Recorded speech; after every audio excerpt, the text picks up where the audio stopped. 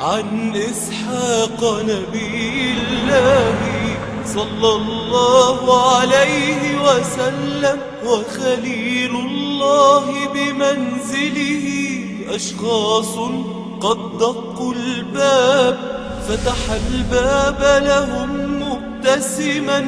أي ضيوف هم أحباب، قد أجلسهم ومضى عجلا، وأتى يحمل معه عجلا.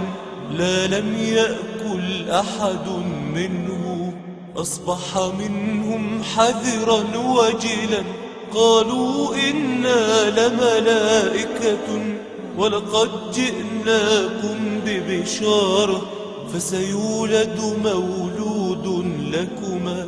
سمعت ضحكت قالت سارة: أعجوز تلد على كبري، أتعجب من هذا الأمر. قالوا لا عجب، هو الفضل من رب الكون المقتدر.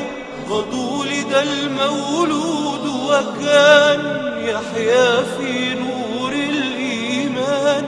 جعل الله بذريته رسلا لزمان وزمان.